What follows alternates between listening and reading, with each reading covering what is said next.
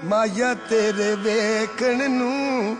ਚੁੱਕ ਚਰਖਾ ਗਲੀ ਦੇ ਵਿੱਚ ਡਾਵਾਂ ਏ ਮਾਇਆ ਤੇਰੇ ਵੇਖਣ ਨੂੰ